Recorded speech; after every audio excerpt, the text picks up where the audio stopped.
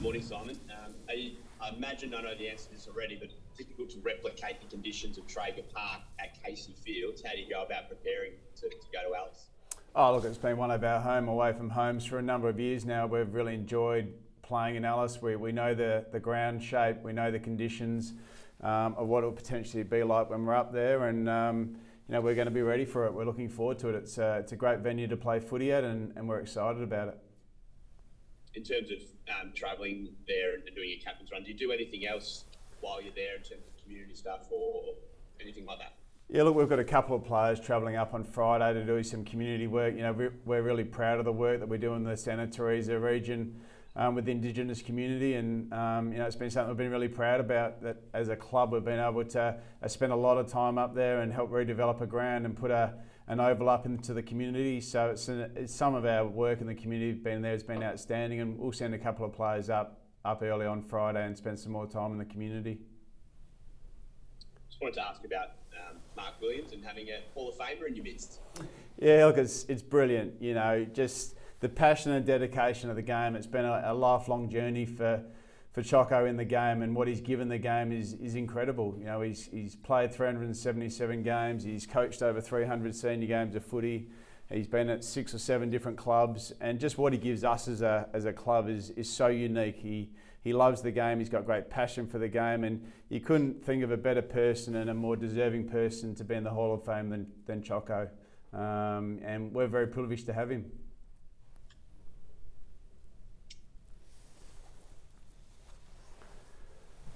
Just on Clayton Older, Simon, have you had that scan come back, and is he a chance to play the week after this one? Yeah, look, we released a statement around the scan. There's no doubt it's tracking in the right direction from a hamstring perspective, but the scan did show that it was pretty much what Clayton was feeling, that he couldn't get to maximum speed because it still wasn't fully healed yet. So, we're working with Clayton around that. He clearly won't play this week. But he will train today. He's tracking in the right direction. We'll try and tick off his max speed next week, which he needs to hit to be available to play. And we're hopeful without any other setback and him continuing to feel better, that he'll play the following week. Simon, for Michael Hibbert, has the club got a better understanding on kind of what he's dealing with and how long he's probably going to be dealing with that kidney injury for? Yeah, look, Hibbo, it's pretty serious injury in a lot of ways. Had a laceration to the kidney, which is something, anything that's internal, you've got to take with a great deal of caution. So he'll have no contact for a few weeks, and then we'll slowly build him back up again. He'll still be able to continue to train and do some physical activity, but it's just that contact that he certainly won't have any dealings with in the next few weeks. So we're hopeful he'll be back within 3 weeks, but it could be 4, but we'll just wait and see and see how he's recovering and see how he's feeling, and obviously speak to the specialist that's involved in that. So we certainly won't take any risk in that space with Michael, but it's incredible how he actually got through the game. It's enormous courage to have a hit like that early in the game and to continue to play and play at the level that he did was unbelievable. From a selection standpoint, I'm assuming Jake Bowser just in the mix for that as a recall. Yeah, look, Bowser was in terrific form. We obviously released our team on Friday, but he played an outstanding game in the VFL. He coming back from a concussion protocol and certainly put his hand up for selection. There's no doubt about that. He's a high quality player that plays the game the right way, and we're excited about what he can bring to the team in the not too distant future.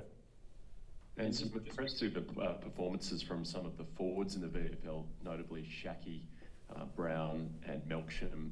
It seems like the forward mix in the senior level isn't quite working well enough. Do you need to change that up a bit? Yeah, look, it's an area of our game, our inside 50 connection, our ability to hit the scoreboard that was really strong in the first 8 to 10 weeks of the season. Clearly, in the last 4 or 5 weeks, we need to be better. We're not connecting as well as we should.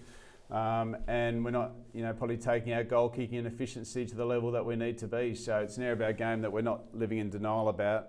We need to start maximising some of our great defensive work, and with that, you look at your personnel, you look at how you're entering the ball and what type of entries you're getting. So we're going to look into all of that. And you're right, those three guys are certainly playing good VFL footy, and they'll come into the selection mix, which we'll decide on Friday.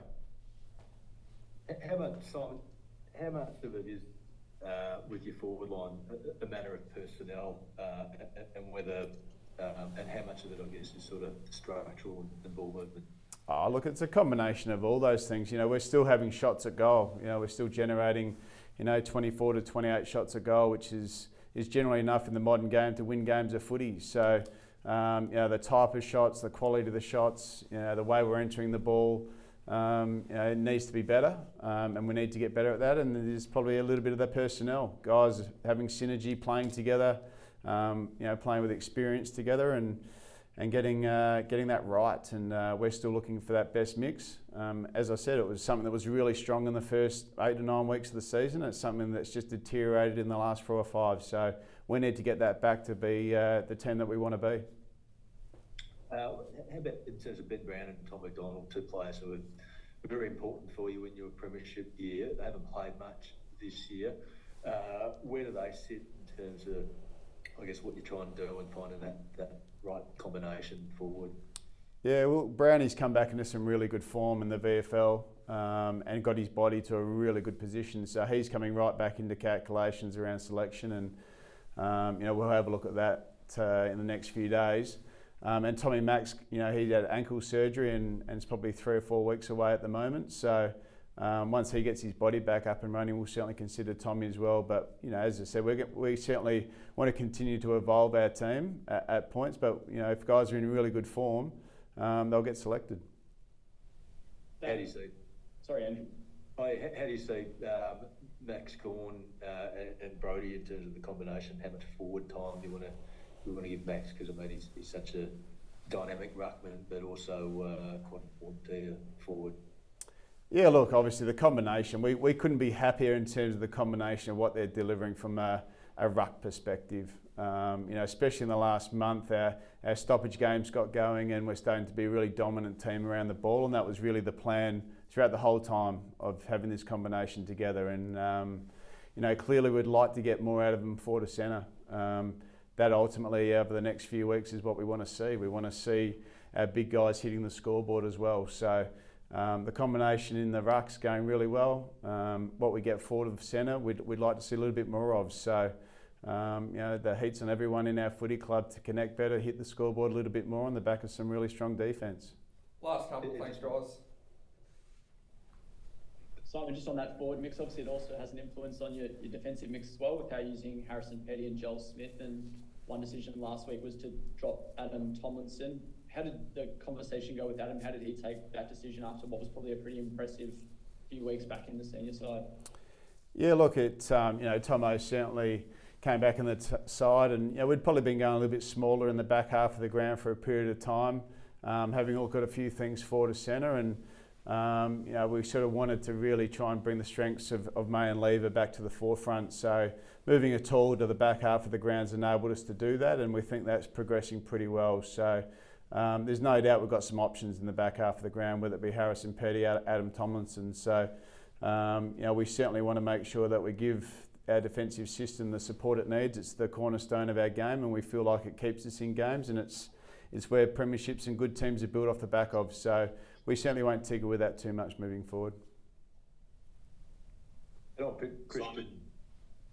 Simon, sorry, Willie, you just had one on Clayton. I'm sorry, it was a bit delayed. I tried to get in earlier. He played something like 49 of the 50 games previous to him being out of the side. How have you felt the midfield mixes looked without Clayton?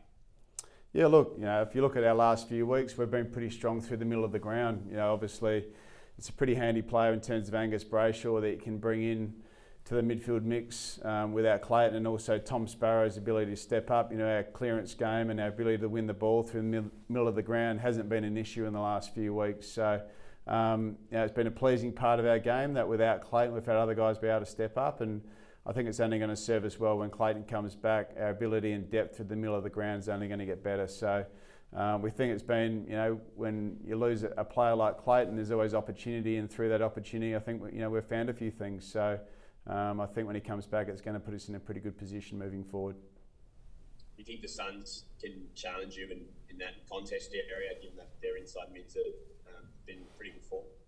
Yeah, GWS, they're in amazing form. They're playing as good they're playing, no, that's okay. They're playing as good a footy as anyone in the competition at the moment, especially with the ball and around stoppage and contest. They're incredibly strong. They're hitting the scoreboard. They're moving the ball with great efficiency. So, we know what we're up against. We're up against a side that's playing finals like footy and playing a good brand of footy. So it's going to be a cracking game of footy.